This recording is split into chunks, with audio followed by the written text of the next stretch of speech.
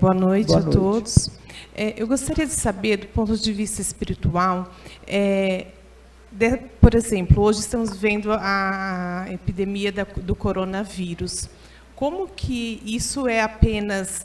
Como aqui no Brasil, dengue e tal, isso é apenas movimentos e culpa de nossa mesmo, do ser humano, e como que é a visão do mundo espiritual em relação a isso? Foi feita uma pergunta, eu acho que no outro pinga-fogo lá de trás, mas eu vou responder. Todas as doenças, filhas, elas nascem no campo mental. Todas elas nascem no nosso campo mental. Como isso funciona? Individualmente e coletivamente, os indivíduos produzem em seus pensamentos certos miasmas. Parecem enxames, mas são miasmas mentais, pequeninos que se ajuntam e se aglomeram. Esse aglomeramento desses miasmas mentais, inúmeros, ele se acerca em certos cidadãos, sociedades ou nações. E quem pega essa doença? Quem tem compatibilidade, sintonia fluídica com ela. Porque no nosso organismo, nós temos todas as bactérias estão no nosso organismo. O que evita de ter doença no nosso organismo? É o sistema imunológico, não é isso? Ele evita, mas todas elas estão instaladas no nosso organismo. Todas elas. Por que desperta para um individualmente ou para um coletivo? Desperta justamente por afinidade com o vírus. Com o vírus. Pela cultura, pelas crenças, pelo modo de pensar, pelo modo de agir. Se a senhora lê o livro Mensageiros, o André Luiz narra bem isso. Ele narra esse enxame de pequenos pensamentos em cima de alguns encarnados. E aquele enxame no âmbito deletério, espiritual, adentrando ao indivíduo. Adentrando como? Pelos pensamentos e sentimentos, afinidade do encarnado. Derruba o sistema imunológico, a sua defesa particular para certos vírus, ou para todos, ali se instala a doença. Ali se instala a doença. Então, em particular, essa doença na China é de responsabilidade deles, de pensamentos e sentimentos e crenças deles. Como há certas doenças que são oriundas e particulares do nosso país,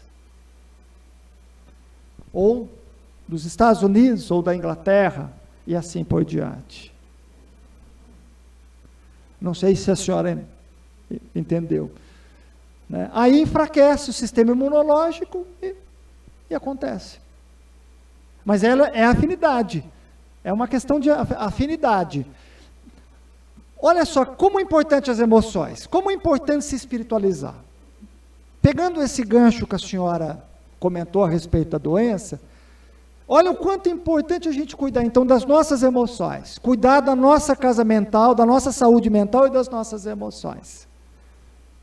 Porque se o sistema imunológico é o guardião do meu organismo físico, quem é o guardião da minha casa mental? O meu campo áurico. Campo áurico é aquilo que se forma ao meu redor, pelos meus pensamentos e sentimentos. Então a doença começa na mente, ela passa pelo perispírito, corpo espiritual, como forma de sensação,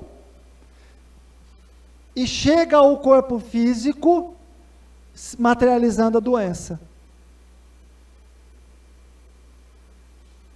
Nada mais do que isso. Então, se você cuidar das suas emoções, se você cuidar dos seus pensamentos, que a medicina chinesa já abordava tudo isso há mais de 5.000 anos atrás, né? Uma medicina muito vasta a respeito da energia, do fluido, dos meridianos, dos chakras, e assim por diante, conhecedores de tudo isso. Eles sabiam quanto que era importante você entender a emoção. Eles diziam que a raiva não é ruim, mas essa raiva precisa ser canalizada de um modo motivador. O ódio não é ruim, ele precisa ser canalizado de uma maneira motivadora. A inveja é a mesma coisa, os ciúmes, quer dizer, então, eles davam um sentido às doenças. E ali já se falava de doenças psicossomáticas, há 5.000 anos atrás. Se teve alguém que foi pioneiro nisso, em doenças psicossomáticas, foram os próprios chineses. Os próprios chineses, que encontravam a cura na fitoterapia, na acupuntura, na meditação, no processo de reflexão. Se nós pegarmos a medicina chinesa, né, e possamos traduzi-la dentro da doutrina, dentro do espiritismo, nada mais do que isso. Em nós corre esse fluido vital. Esse fluido vital, uma hora que ele é contaminado pelos meus pensamentos e sentimentos, ele destrói o sistema imunológico, que é o guardião do meu corpo físico. Destruindo, a doença se instala. Ou é um campo fértil para a doença se fortalecer, porque na verdade ela não vai se instalar, ela já está dentro do próprio organismo do indivíduo.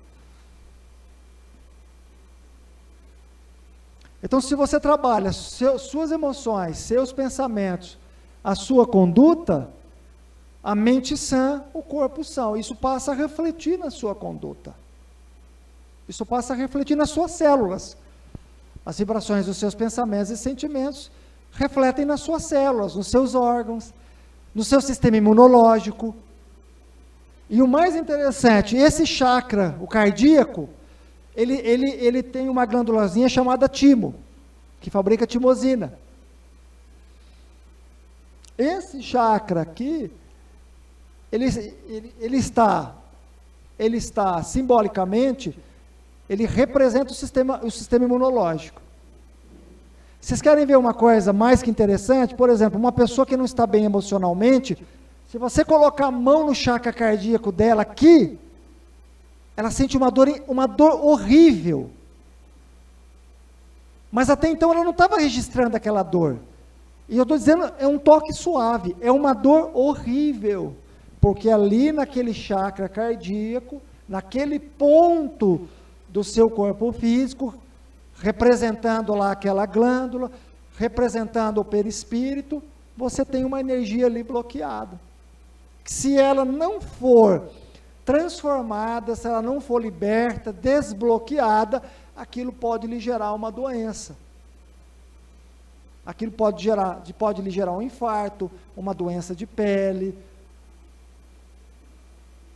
uma úlcera.